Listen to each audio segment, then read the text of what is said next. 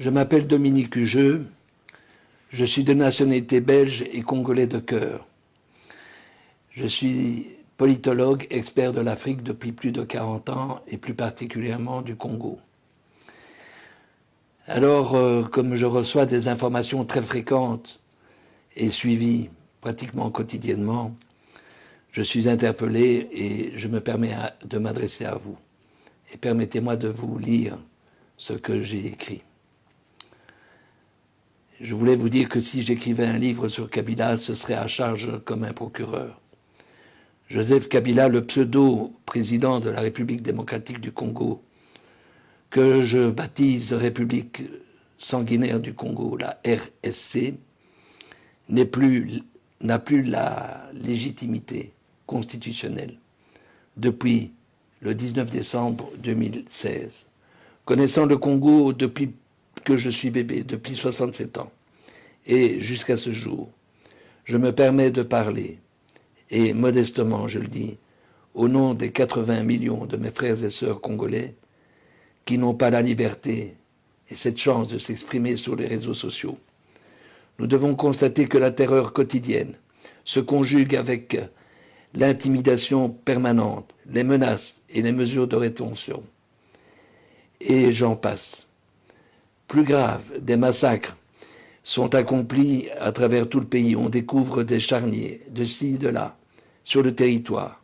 Le plus connu est celui de Maluku, découvert le 19 avril 2015, 3 mois après qu'il y ait eu une manifestation à Kinshasa qui a été fortement réprimée. Quand on a découvert le charnier où il y avait plus de 400 corps, femmes, enfants, hommes, il y a eu une émotion internationale.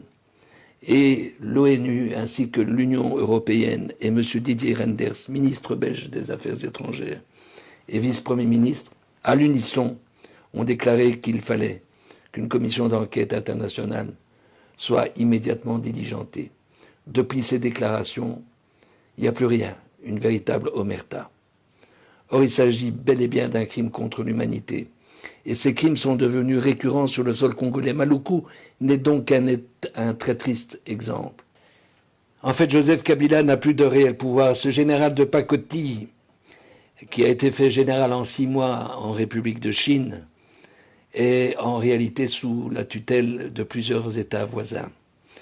L'armée congolaise est encadrée par les officiers rwandais qui donnent des ordres. La République sanguinaire du Congo, telle que je l'ai baptisée, n'a plus de souveraineté, cette souveraineté chérie par le peuple congolais. Et puis, il faut avoir l'honnêteté intellectuelle pour reconnaître que la Belgique a joué un rôle néfaste en installant Joseph Kabila sur le trône d'une monarchie présidentielle en 2001. Alors, avec toute l'humilité, en tant qu'expert et analyste de l'Afrique depuis tant d'années, et contrairement à mes convictions sur l'ingérence dans les affaires intérieures d'un pays comme en Côte d'Ivoire en 2011 ou en Libye durant la même année, j'adresse très humblement et solennellement une supplique aux 5 chefs d'État, membres permanents du Conseil de sécurité, à savoir Mme Theresa May et messieurs Trump, Macron, Poutine et Xi Jinping, ces 4 derniers étant présidents de la République de leur pays, afin qu'ils s'accordent pour dégager et ce manu militari Joseph Kabila. Je prétends que c'est un devoir universel pour éviter un nouveau génocide dont on ne peut pas deviner l'ampleur. Je leur demande de le remplacer pour une période transitoire de 2 ans par un homme qui a une grande expérience politique, qui soit intègre, connu, apprécié par ses compatriotes, et figurez-vous, il y en a encore.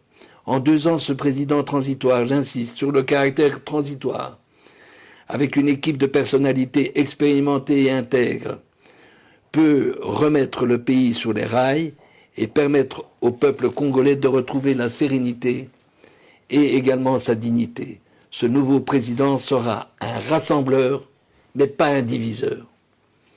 Quant à Kabila, il y a suffisamment de preuves afin qu'il soit déféré devant la Cour pénale internationale sous l'inculpation de crimes contre l'humanité et crimes économiques.